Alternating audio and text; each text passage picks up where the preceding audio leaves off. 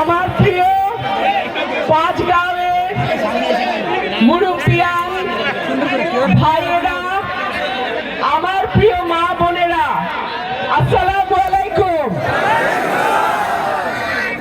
আজকে পাঁচগাঁও থেকে আমার নির্বাচনী প্রচারণা শুরু হচ্ছে, আলহামদুলিল্লাহ। আমি জিজ্ঞেস করেছি, আমি জানি যে আমার এই দুটো উপজেলা সরাইল আশুগঞ্জ বাংলাদেশে সবচাইতে অবহেলিত উপজেলা। আমি বলেছি এই উপজেলার মধ্যে সবচেয়ে অবহেলিত এলাকা কোনটা, আমাকে বলা হয়েছে পাঁচগাঁও। আমি আজকে প্রায় 1.5-2 ঘন্টা গাড়িতে যাত্রা করছি, 20 মিনিটের মতো নৌকা যাত্রা করছি, তারপরে প্রায় আধা 45 মিনিট থেকে 1 ঘন্টা সিএনজি, তাও বালুর রাস্তা। আমি যখন আইসা সমাবেশ স্থলে পৌঁছাইছি, আমি বলছি মা বোনেরা যে আমার জন্য ভর্তা বানায়, আমি ওরকম ভর্তা হয়ে গেছি। তাইলে আমার প্রিয় ভাইয়েরা, মা বোনেরা, তারা কি করে যাতায়াত করে, তারা কি করে চলাচল করে? আমি আজকে আমার প্রথম নির্বাচনী সভা থেকে ওয়াদা করছি, বৈশাখ থেকে পরমান্দপুর পর্যন্ত একটা ব্রিজ করে দেওয়া আমার নির্বাচনী।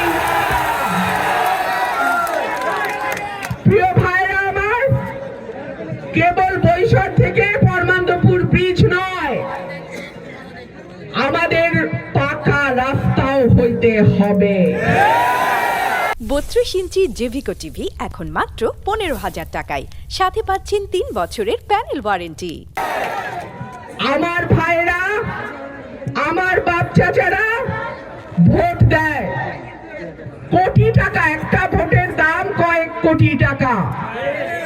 এই ভোট দেয়, এমপি মন্ত্রী বানায়। তারা হয়তো তাদের সাধ্যমতো চেষ্টা করেছে। আমার একজন মুরব্বী বললেন একটা কলেজ হয়েছে, একটা স্কুল হয়েছে, কিন্তু এই স্কুল কলেজে মধ্যে কাজ আটকায় থাকলে তো হবে না। এটা যদি একটা দ্বীপের মতো বিচ্ছিন্ন এলাকা হয়, তাহলে মানুষ কিভাবে উন্নয়নের ছোঁয়া পাবে? মানুষ কি করে আধুনিক জীবনযাত্রার ছোঁয়া পাবে? সুতরাং আমি আমার নির্বাচনের প্রথম জনসভা থেকে আপনাদেরকে আশ্বস্ত করছি, বৈশাখ থেকে পরমান্দপুর পর্যন্ত ব্রিজ ব্যবস্থা ইনশাআল্লাহ এমপি হলে আমি করব।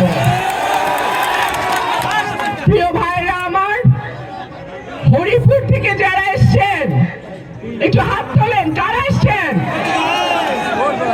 আপনাদের জন্য আমার নির্বাচনী ইশতেহারে পাকা রাস্তার ব্যবস্থা থাকবে ইনশাআল্লাহ।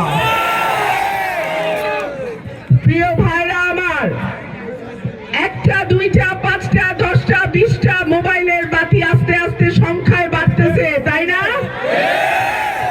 ইনশাআল্লাহ আল্লাহ যদি আপনাদের ভোটে আমাকে নির্বাচিত করে, এই এলাকা যেটা সবচেয়ে অবহেলিত, সেইটাতে আমি উন্নয়নের আলো জ্বালাবো ইনশাআল্লাহ। আমাদের সরকারি হাসপাতাল, স্বাস্থ্যসেবা, ডাক্তার নাই, ওষুধ নাই, মেশিন নাই। আমি আপনাদের ভোটে যদি এমপি নির্বাচিত হই, আমার চিকিৎসা আমার এলাকা থেকেই শুরু হবে।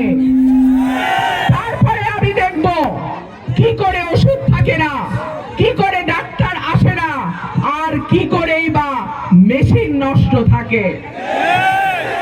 সরকারকে আমরা ট্যাক্স দেই, আয়কর দেই, আমরা সরকারকে পয়সা দেই যাতে সরকার এই উন্নয়নের কাজগুলো করে।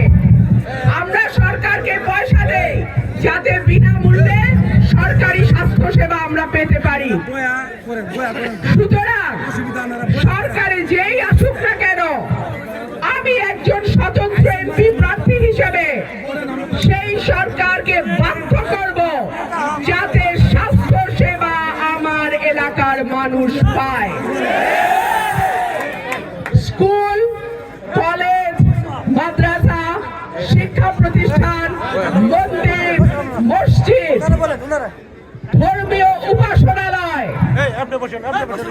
ইনশাআল্লাহ কেবলমাত্র সরকারি বরাদ্দ নয়, আমি আমার নিজস্ব উদ্যোগে আমি সর্বোচ্চ চেষ্টা করব যাতে এই অবহেলিত জনপদ যে কোনো সরকার, সেটা যেই আসুক সরকারে, তার কাছ থেকে বিশেষ সুবিধা পায়। এই বিশেষ সুবিধা কেন? কারণ বাংলাদেশে আমি বিভিন্ন বিভাগে গেছি, সিলেটে গেছি, ময়মনসিংহ গেছি, খুলনা, বরিশাল, রাজশাহী, রংপুর, চট্টগ্রাম। বাংলাদেশে এমন কোন বিভাগ নাই যেখানে আমি যাই নাই। সেইখানে বহু উন্নয়নের ছোঁয়া আমি দেখেছি। তাহলে আমার এই ব্রাহ্মণবাড়িয়ার এই অবস্থা কেন? আমার সরাইল আশুগঞ্জের এই অবস্থা কেন? আমি যদি বলি আমাদের এই ব্রাহ্মণবাড়িয়া শিক্ষা, দীক্ষা, সংস্কৃতি, কালচার, রাজনীতি সর্বত্র বাংলাদেশে একেবারে টপ যারা, তাদের মধ্যে একটা জেলা।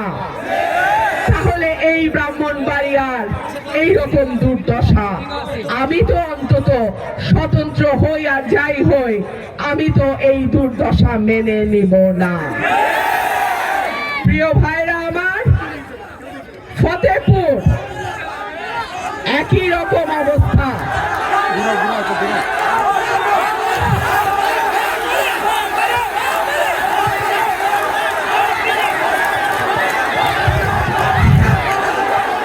এই স্লোগান এখন না, এখন স্লোগান না, পরে পরে স্লোগান পরে হবে।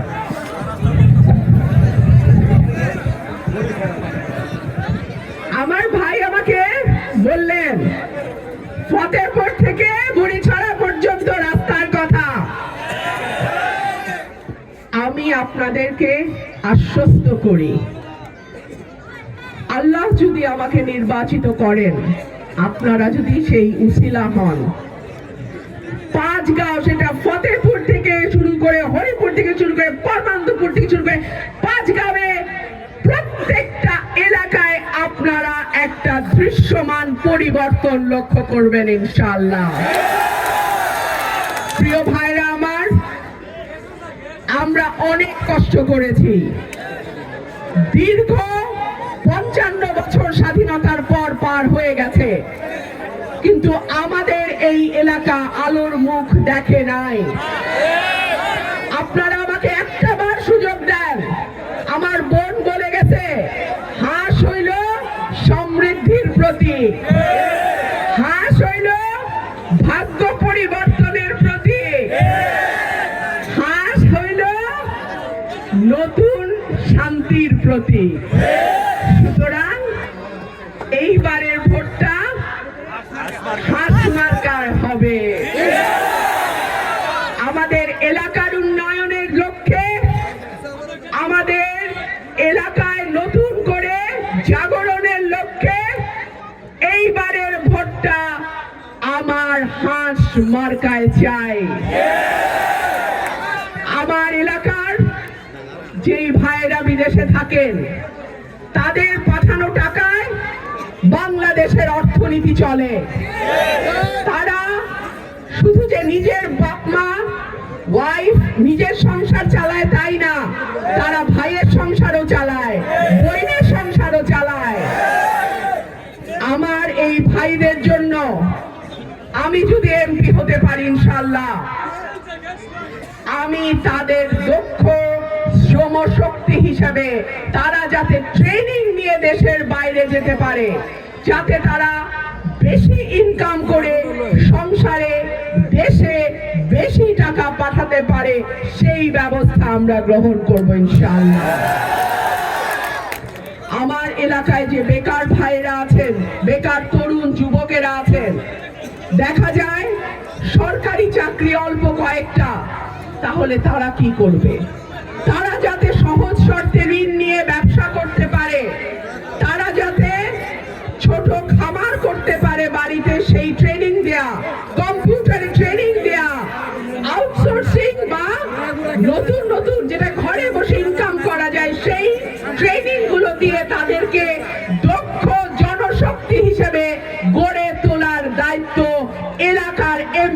হিসেবে ইনশাল্লাহ আমি পালন করব। আমার প্রতীকটাই তো হলো লক্ষ্মী হাঁস। আমার মা বোনদেরকে বলি, আমার বোন যেমন বলে গেছে, একটা হাঁস পাললে দেখা যায় একটা থেকে দুইটা, দুইটা থেকে চারটা, চারটা থেকে আটটা, এইভাবে সংখ্যায় বাড়ে। ডিমটাও দেয়, বাচ্চাটাও বিক্রি করা যায়, ঘরে বসে আয় করা যায়। আমার মা বোনরা যাতে ঘরে বসে সংসারের কিছু খরচ নিজেরা রোজগার করে দিতে পারে, অবসর সময় সেই ট্রেনিং বা সেই প্রশিক্ষণ ইনশাল্লাহ আমরা দেওয়ার ব্যবস্থা করব। প্রিয় ভাইরা আমার, এই উপজেলা দুটো এবং বিজয়নগরের দুটো ইউনিয়ন আমার বাবা এইখান থেকে নির্বাচন করেছিলেন ৭৩ সালে। আমার বাবা নির্বাচিত হয়েছিলেন, কিন্তু তাকে কাজ করতে দেয়া হয় নাই। আপনাদের কাছে আমার অনুরোধ থাকবে, আগামী 11ই ফেব্রুয়ারি বিকাল থেকে 12ই ফেব্রুয়ারি নির্বাচনের ফলাফল ঘোষণা না হওয়া পর্যন্ত আপনারা সতর্ক সজাগ থাকবেন, কেউ যেন ভোট চুরি করতে না পারে।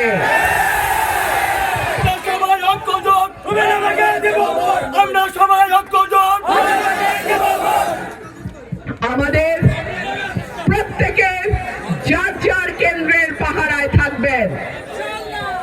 আপনার একটা ভোট আপনার ভবিষ্যৎ, পরিবারের ভবিষ্যৎ, এলাকার ভবিষ্যৎকে নির্ধারণ করবে।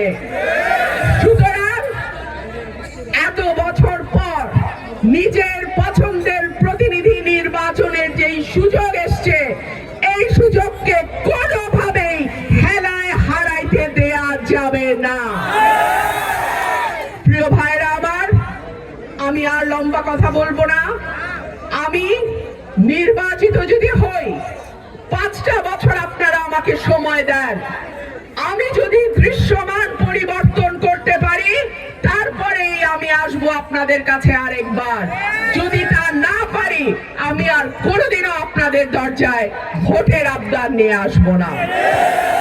আপনারা সবাই ভালো থাকবেন, আপনাদের সঙ্গে দেখা হবে হাঁস মার্কার বিজয় ইনশাআল্লাহ।